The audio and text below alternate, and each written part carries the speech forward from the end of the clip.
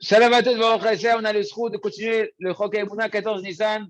Écoutez bien les amis, on va faire une tfila pour les hommes, exclusivement pour les hommes, mais merveilleuse, qui conclut notre chapitre sur comment un homme doit gérer la situation lorsqu'il est sorti par sa femme de sa maison. Mais en réalité, c'est une prière qui convient à chaque mari de prier, ou chaque futur mari de prier dès maintenant, de s'habituer à comprendre c'est quoi être un mari, c'est quoi être un homme, et qu'est-ce qu'Hachem il attend de nous dans le Shalom Bayit.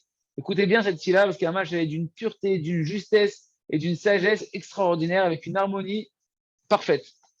On y va. C'est pourquoi chaque homme, il doit multiplier cette prière vers Hachem Idvarach et dire des mots suivants, les mots suivants. Maître du monde, merci beaucoup que pour l'instant, tu m'as éloigné de ma maison afin que tu me donnes l'opportunité de pouvoir travailler sur moi-même. À partir de là, ça devient des mots qui sont pour tout le monde. De pouvoir réparer mes erreurs. Je t'en prie, maître du monde. Aide-moi à tenir dans les épreuves qui sont au sein de ma maison. Tu m'as enseigné qu'il est interdit de faire aucun reproche à ma femme, aucune critique. Et malheureusement, pour moi, c'est très, très difficile de pouvoir accomplir ce conseil-là. Entre parenthèses, c'est un conseil de Rabbi Nachman de son testament. Pas que pour sa femme, pour tout être humain. Et à chaque fois que je vois chez ma femme qu'elle fait une erreur, ou bien qu'elle fait quelque chose que comme je ne voudrais pas qu'elle fasse, qui est contre ma volonté, ou bien que c'est pas quelque chose qui va pas comme ce que moi j'ai compris, alors immédiatement mon cœur il se remplit d'orgueil de vouloir lui faire des critiques. Et j'ai l'impression à ce moment-là que je suis meilleur qu'elle et qu'elle est plus mauvaise que moi. Et ça m'entraîne de me comporter avec cruauté et de lui faire des reproches. Et il m'arrive également, des fois, de faire des reproches sans même prêter attention à ce que je fais, je ne me rends même pas compte. Et que je suis en train de me justifier que oui, c'est normal et c'est très bien que je lui fasse des reproches, il faut la corriger. Je t'en prie, maître du monde, toi qui es rempli de miséricorde, aie pitié de moi, de ma femme et de mes enfants. Et donne-moi la sagesse, le discernement et la compréhension de savoir clairement que les reproches et les critiques ne font que détruire. Que ça n'aide pas du tout à réparer quoi que ce soit, les reproches. Et que chaque critique que je suis en train de faire à ma femme, c'est en réalité une honte que je suis en train de faire à ma femme. Je suis en train de lui faire honte. Et concrètement, je suis en train de la mépriser, de la détruire et briser son estime d'elle-même. L'image positive qu'elle avait d'elle-même, je suis en train de la détruire par mon reproche. Et ça entraîne, écoutez bien ça les amis, ça entraîne ce reproche-là qui a détruit son image positive, qu'il a méprisée, ça entraîne qu'elle se met à pleurer, qu'elle se met à avoir des cris, qu'elle se met à se disputer dans la maison. Et ça détruit au final toute la paix conjugale. Et ça va engendrer automatiquement des endommagements chez les enfants, encore plus que chez toute autre personne.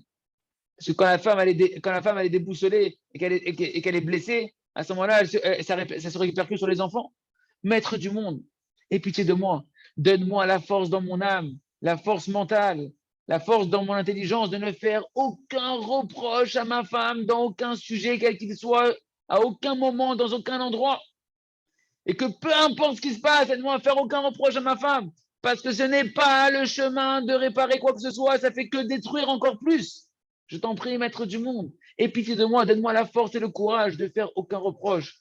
Aide-moi à savoir de manière claire et parfaite que ma femme, elle est mon miroir intérieur, le reflet de mon intériorité, le reflet grossissant de mon intériorité. Et que tous les manques que je vois chez elle, que tu me fais voir chez ma femme, ce sont en réalité les défauts que tu veux que je travaille chez moi. Et que même en réalité, les gamadvarim, oi, Baruch Hashem. Ok, donne-moi vite le Chok HaEmuna, s'il te plaît. Okay. Et que même les choses que véritablement je dois changer à l'intérieur de moi, eh ben, elles ne changeront pas en faisant des réprimandes et des reproches. Et qu'en réalité, c'est seulement par le fait que je vais multiplier de l'amour et des honneurs envers ma femme que je vais pouvoir l'aider à changer. Et seulement après, je vais chercher la racine du défaut qui est à l'intérieur de moi. Et une fois que j'aurai trouvé le défaut qui est à l'intérieur de moi, je vais prier dessus pour le réparer. Aide-moi à avoir foi. Aide-moi à avoir foi d'une foi totale. Que plus je vais aimer ma femme, plus je vais l'honorer, et plus elle va changer positivement. Et c'est seulement par le fait que je ne lui fais aucun reproche, aucune critique, et qu'au contraire, je vais la louer, et que je vais lui dire des mots d'amour de plus en plus, que comme ça lui donnera envie de changer. Je t'en prie, aide-moi à me renforcer sur mon mauvais penchant, qui m'incite constamment à lui faire des reproches. Aide-moi à avoir de la conscience et de la vraie miséricorde, de la vraie pitié envers ma femme. Et sors de moi toute la cruauté de vouloir sans cesse pointer du doigt que les manques, que les points noirs, que les erreurs de ma femme. Et après m'amuser à faire des reproches sur elle. C'est de la cruauté, Ribono Shalom.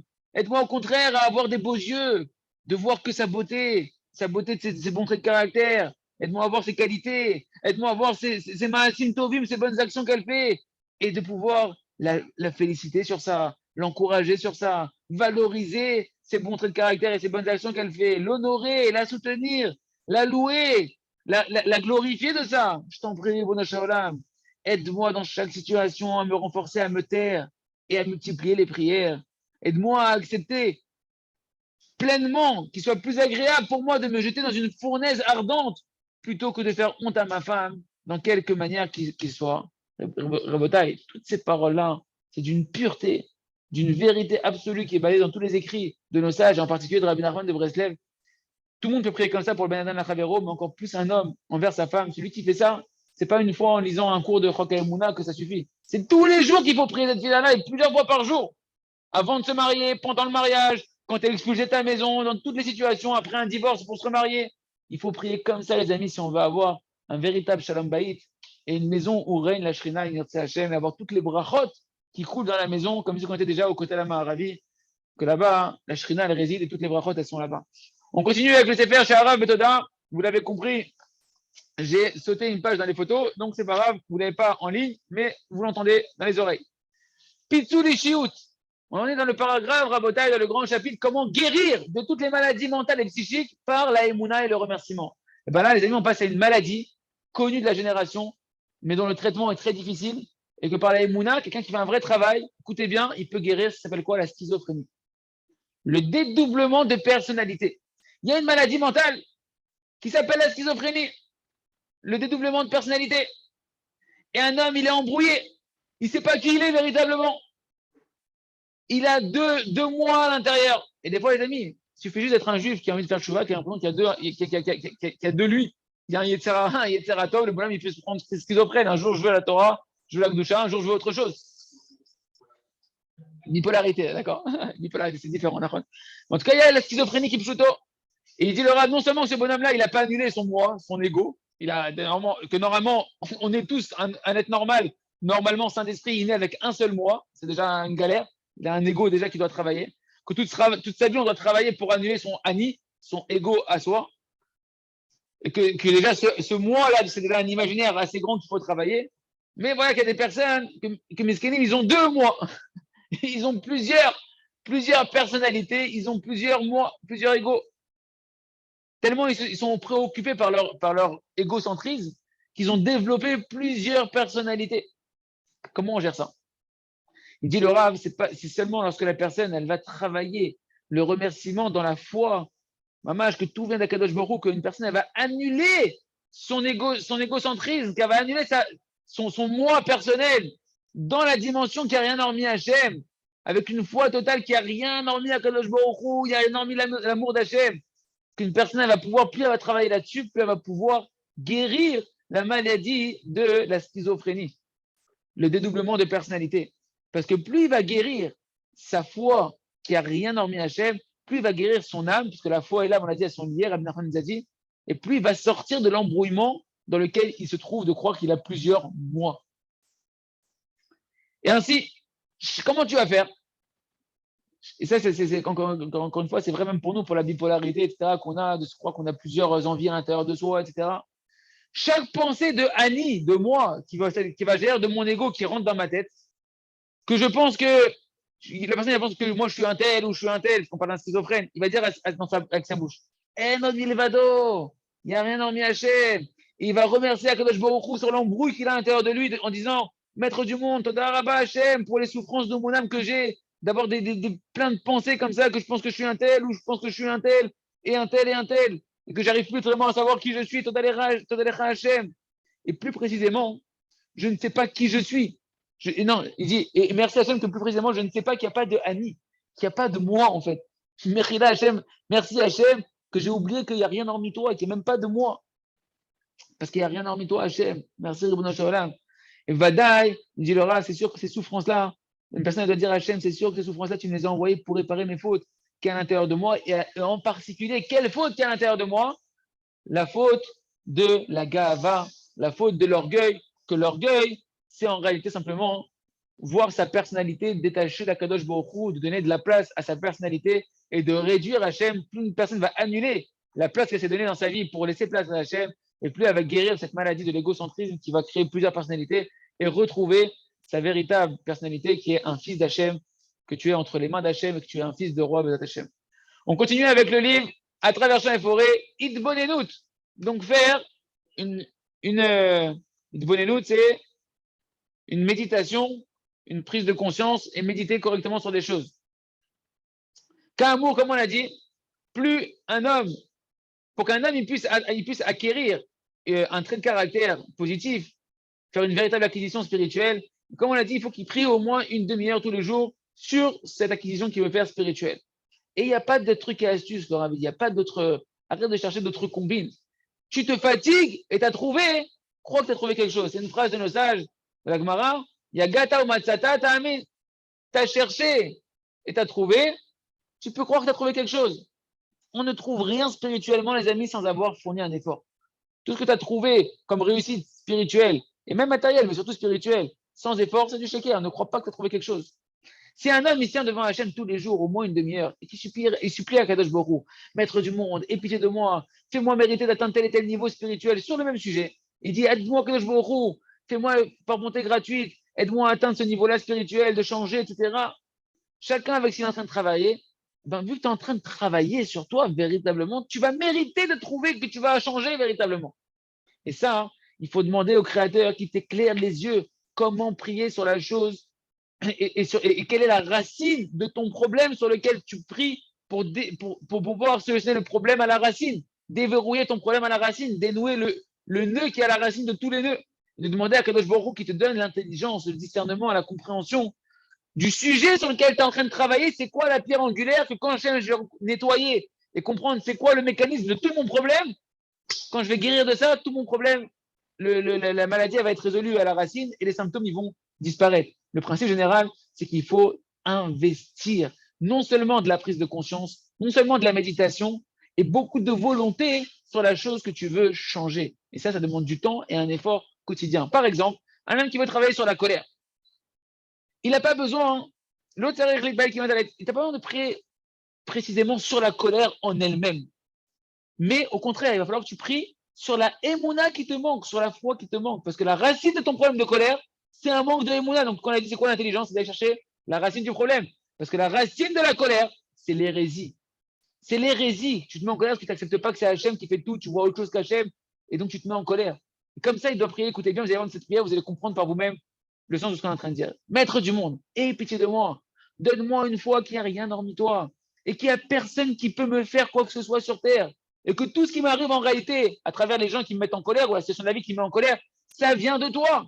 Et que toute la vie, en réalité, ce ne sont que des bâtons qui sont là pour me réveiller à faire tes chouvas.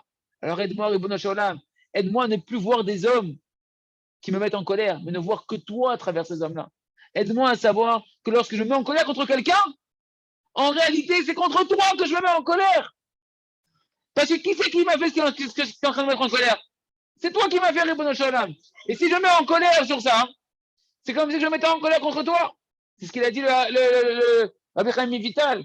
Il a dit que tout celui qui se met en colère, c'est comme si il fait de la Avodah Qui pshuto. Tu sers un Dieu étranger, tu crois qu'il y a autre chose qu'Hachem à ce moment-là. Alors fais-moi mériter, Ribono Shalom, de savoir qu'à chaque fois que j'ai de la rancune contre quelqu'un, que j'ai de la rigueur contre quelqu'un, c'est contre toi que j'ai de la rancune. C'est contre toi que je porte de la rigueur. Parce que tu as voulu au final qu'il m'arrive ce qui m'est arrivé par cette personne-là. Et si maintenant j'en veux, et j'ai de la rancune pour telle et telle chose, concrètement, en fait, c'est que je t'en veux à toi, Ribono Shalom. Astrachem alay, aie pitié de moi. Donne-moi la foi que tout ce que je vois, Ribono Shalom, Kol Machani Roé, c'est toi qui le fais, c'est toi qui l'as fait, c'est l'œuvre de tes mains. Que tout ce que j'entends, ma femme, mes amis, tout ce qui se passe, etc., c'est toi qui me le fais entendre.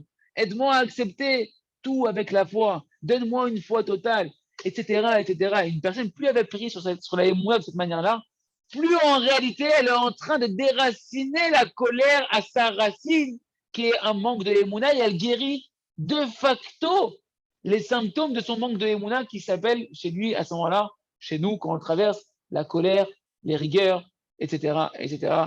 Combien c'est merveilleux d'avoir un chemin qui te permet d'avoir un docteur de l'âme, qui te permet de savoir, c'est la grandeur de Rabbi Nachman et ses élèves, de savoir de te pointer comment faire la thérapie que tu as besoin pour guérir ton problème à la source, et non pas mettre juste une pommade sur les symptômes qui sont les mauvais traits de caractère, et que les mauvais traits de caractère, ils reviennent sans cesse, et que tu n'as pas solutionné le problème. Alors, peut-être, entre parenthèses, la Emouna, c'est la source de tous nos problèmes. Quand on travaille sur la Emouna, on gère tous ces mauvais traits de caractère et ces mauvais désirs, et on acquiert toutes les bonnes midotes et les bons traits de caractère de la Tachem. On continue avec le vin de la sagesse. On reprend les mots de Rabbi Nachman du conte du sage et du simple. Et voilà que notre sage, il était, rappelez-vous, nous c'est le tamid était tout le temps rempli de joie. Mais le racham, c'est Aya Malé Yisurim Tamid. Le sage, il était constamment, tout le contraire, rempli de souffrances permanentes. Un bonhomme de 2022, quoi, en gros. N'importe quel être humain aujourd'hui qui n'est pas connecté à la Emouna, il est tout le temps en train de souffrir. Il est tout le temps dans les souffrances. Pourquoi? Parce que là-bas, qui Shem chez Chacham, écoutez bien ce qu'il dit Rabbi Nachman. Pourquoi on l'a appelé le sage? Pourquoi on l'a appelé? Alors, Rabbi Nachman, il a donné le nom de sage. Qui niar Shem chez Chacham, Mouflag, Boman, docteur Gadol Meod. Il a abandonné, quand il est venu, il est retourné dans sa ville maintenant, Nathan, il a abandonné ce que tout le monde connaissait de lui, là où il était, qu'il était un immense sage, un immense docteur, un grand philosophe, quelqu'un d'extraordinaire. Quand il est revenu dans sa ville natale, on ne connaît pas qui il est. On se rappelle de lui avant qu'il ait atteint toute cette grande renommée. Donc il nous dit, ce qu'il nous dit le Rav, de la même manière que chez le Tam, que chez le simple, on voit que lui, il était tout le temps Bessimra. Le simple de notre histoire, il était tout le temps heureux. Il débordait constamment de joie. Pourquoi? C'est quoi cette simplicité? C'est qu'il avait résolu, il avait résolu l'équation de la vie à tout vivre avec la Emouna. Il était constamment rempli de foi que tout le monde Hachem, que tout est pour le bien, qu'il était tout le temps Bessimra. Par contre, le Raham, et c'est nous tous les amis, qu'on doit travailler de sortir de ça. Le point principal qu'on voit chez lui, c'est qu'on a l'impression de misken. Il est tout le temps en train de souffrir. Là où il est, il souffre, il n'est pas bien. Pourquoi? Parce qu'il est encore rempli d'hérésie. C'est quoi la cause de cette souffrance? C'est qu'il a abandonné sa renommée. Et alors, Baba, qu'est-ce qu'il y a? De ça, tu vas avoir des souffrances qu'on ne sait pas qui tu es, qu'on ne connaît pas ta grande renommée, tes grands diplômes, et tes machins, et que tu étais un docteur et un dentiste et un truc et un machin. Qu'est-ce qu'on s'en fout? Sache que toutes tes souffrances, ils viennent que d'un seul truc, ton orgueil. Et tout celui qui a de l'orgueil, immédiatement, il dit Rabbi Nachman dans un autre conte, il vient le Gibor, le héros hyper puissant qui s'appelle la tribu de la rigueur d'Hachem, et il te soumet, mon ami. Te soumet devant qui? Devant Hachem Idvarach. Ton orgueil, c'est outrage à majesté. Quand ta femme, elle te fait honte, c'est parce que tu es rempli d'orgueil et Hachem, il vient te ramener à ta place, pas devant ta femme, devant lui, devant un Kadosh Baruch Hu. Et ça, c'est de la miséricorde du Créateur qui veut te rappeler un petit peu où tu es. Qu'il n'y a rien qui t'appartient sur terre, mon ami. Tout appartient à Hachem. D'ailleurs, ta renommée, ton Shem, ton renommée, ça appartient à Hachem, le nom. Que tous les noms, ils lui appartiennent. Tous les titres, ils lui appartiennent à Kadosh Baruch Hu. Sur quoi tu t'enorgueillis? Hachem t'a donné de la sagesse. Au lieu de le remercier, tu dis moi, et moi je suis intelligent, et moi je suis truc. Hachem t'a donné de l'intelligence. Il peut te rendre en 2 secondes un légume, mon frère, que tu ne comprends plus rien à ce qui t'arrive. Le message simple de Rabbeinu, c'est quoi? Pourquoi tu as des souffrances? Et là, on s'adresse à tout homme et femme confondus. Pourquoi tu as des souffrances? Pourquoi tu n'as pas de joie?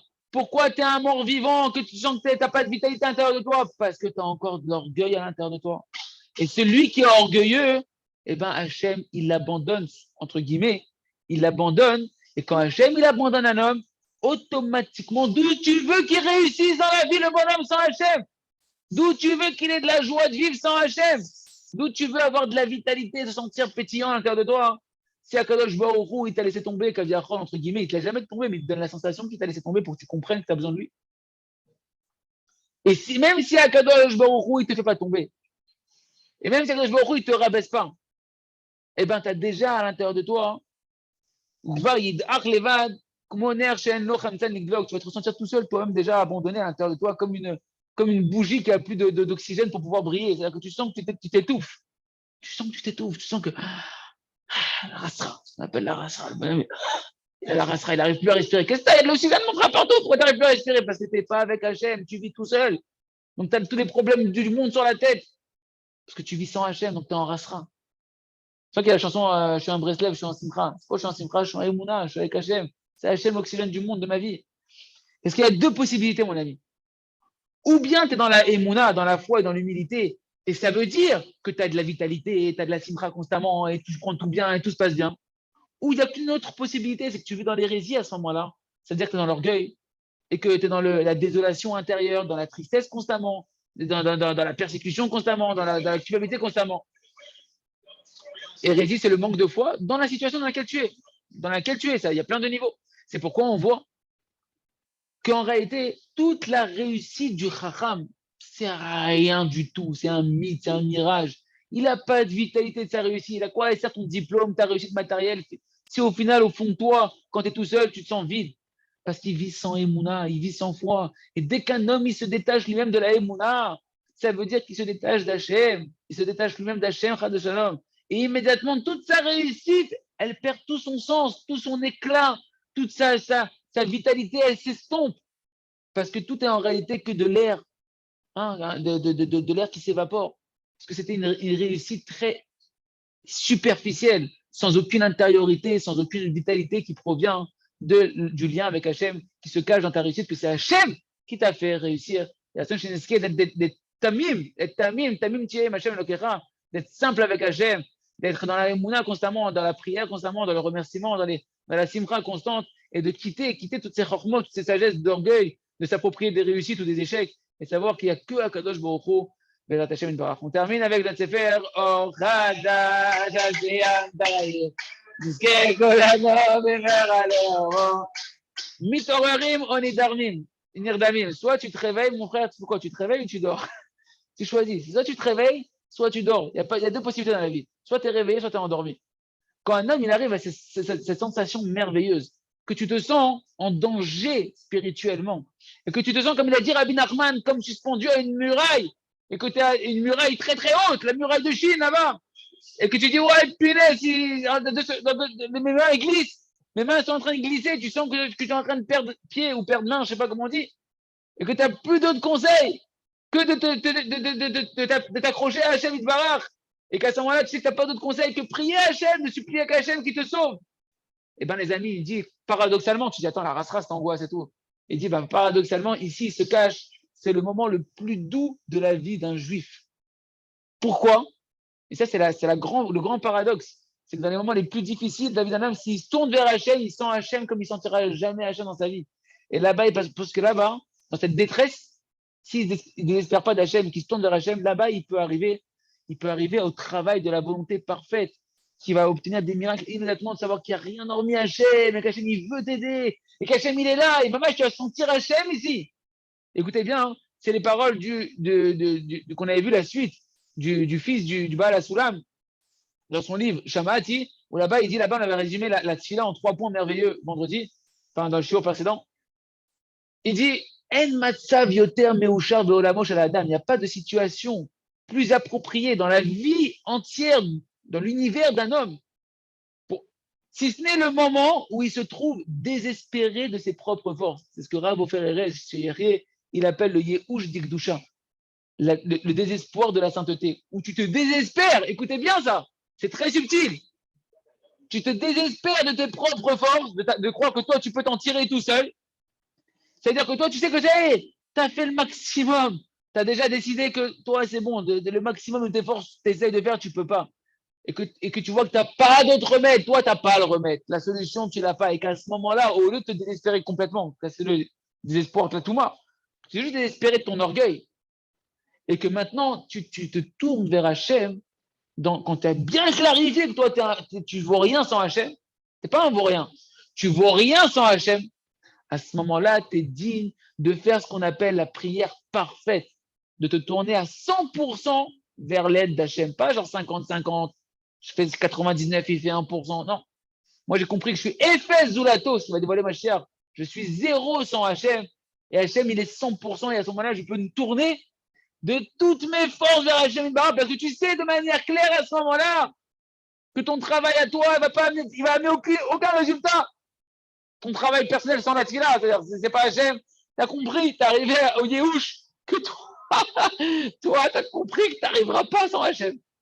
Et là, tu te tournes dans ton Yehush vers Hachem de toutes tes forces. Et à ce moment-là, tu peux avoir une tefila parfaite qui amène une réponse immédiate. Parce qu'il nous dit, écoutez bien ce qu'il nous dit. Tant qu'un homme, il sent qu'il y a encore une autre force dans son travail qui peut l'aider, hormis la tefila, ta prière n'est pas parfaite. Et donc, ta demande, comme on a dit, il faut deux choses essentielles dans la tefila parfaite. La foi parfaite qu'Hachem t'aime et qui veut te donner, qui veut te délivrer plus que toi, et la volonté parfaite de vouloir se sortir de ton problème. Mais il faut que tu arrives à cette Nekuda-là où tu sens qu'il n'y a que ça.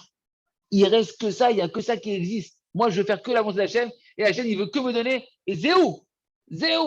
Lorsqu'un homme, il arrive à ces sentiments-là, il dit le Rav, après avoir travaillé des jours et des jours et des années, c'est pas un truc qui va le bonhomme du jour au lendemain, ça y est, j'ai compris, je veux crier, ça va s'ouvrir. C'est un travail. Quand il travaille des jours, des mois, des fois des années, alors il peut arriver devant Hachem et dire comme ça à Kadosh Baruch Hu. Les amis, c'est une tefila qui se construit. Comprenez bien qu'on ne demande pas à chacun ici d'être un perroquet et de prendre le livre et de répéter le cours et dire ça y est, pourquoi ça ne marche pas. C'est un travail pnimi, c'est un cri de l'âme qui se construit. Maître du monde, Atachayav Leoshiaoti, tu es obligé de me délivrer. Tu es obligé. Parce que bien qu'on a expliqué là, au-dessus que la volonté d'Hachem, c'est bien plus fort qu'une obligation. Hachem, il veut, il n'est pas obligé, c'est qu'Hachem, il veut te délivrer de toutes les manières. Mais dans la métiout, dans la réalité de ce que je vis dans mon cœur, dans ce que mon cœur il doit ressentir, ben, la réalité, elle est qu'au moment où un homme crie à Hachem, tu dois me délivrer, alors à ce moment-là, toi, tu ressens, mamash, un éveil très très fort à l'intérieur de toi. Dans ces mots-là, ils ont une influence sur le cœur de l'homme qui le réveille à avoir une volonté puissante de vouloir dire en réalité, Hachem, tu veux me délivrer. Mais l'homme, il a l'impression que pour se réveiller, c'est comme ça qu'on est plus sincère, on dit Hachem, tu dois me délivrer. Parce on a du mal à vivre à quel point Hachem, il veut nous délivrer. Mais moi, c'est autodavar. Et comme ça, le Rav dit, j'ai ressenti sur moi-même. Et comme ça, ils ont ressenti mes élèves qui ont été dans ce chemin-là, que ces mots-là, ils leur ont donné un boost extraordinaire de dire Hachem, tu dois me délivrer à Kadosh Baruch Hu. Mais tout ça, c'est un travail, comme on a expliqué, qui se fait tous les jours une demi-heure pour arriver à être sincère dans ces mots-là et à ressentir ces choses-là. Et le Rav dit, j'ai hésité beaucoup à écrire ça dans le livre. Parce qu'il y a beaucoup qui se sont tournés vers moi et qui m'ont dit, Mamash, Shem et nous, mais Od ne Hashiurim, ils ont beaucoup profité de ces cours-là que j'ai fait parce qu'ils ont compris que Hachem, il est obligé de les délivrer. Donc, c'est une notion qui est un peu fine, qui est un peu délicate, de dire qu'Hachem, il est obligé. Donc là, il a hésité, est-ce que je le mets, est-ce que je le mets pas. Mais comme vous avez vu qu'il y a beaucoup d'élèves qui se sont enflammés, ils ont vu des taux de ça haute, les résultats avec ça, et en disant à Kadosh Baruch Hu, Hachem, tu dois me délivrer, etc. Parce qu'ils ont pensé, au début, les gens, ils ont pensé, le Rav a dit, les gens, ils ont pensé quoi? Ils ont pensé que juste tu vas créer ça, ça va marcher. Ils ont oublié qu'il y avait un travail derrière de Emouna, de connaître que Hachem, il veut, de comprendre que Kadosh Baruch Hu, il veut te donner tout et qu'il peut tout te donner sans un travail intérieur profond. Si c'est comme ça, une ken bijulma, Hachem baraotra. Si c'est comme ça, si Hachem il va te délivrer sans que tu fasses rien, toi, pourquoi Hachem va te créer alors? Pourquoi Hachem il te crée s'il n'y a pas de travail de ta part? Tu vas recevoir qu'un pain de la honte, comme on l'a dit. Tu vas recevoir un résultat gratuitement sans rien faire. C'est pourquoi à Avoda, tout le travail qu'on explique ici, c'est quand même il doit acquérir cette émouna parfaite et acquérir cette volonté parfaite.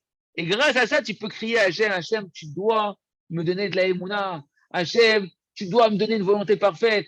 Et une fois qu'une personne il va obtenir ces deux dimensions-là, qui sont la émouna parfaite en Hachem qui veut te donner, la volonté parfaite que tu veux faire en Hachem et pas le contraire, à ce moment-là, une personne va pouvoir s'investir tous les jours, crier ça tous les jours pendant une demi-heure, pour sur le travail de la volonté et obtenir Hachem des délivrances très rapides. Hachem, Chazak, Velitrazek.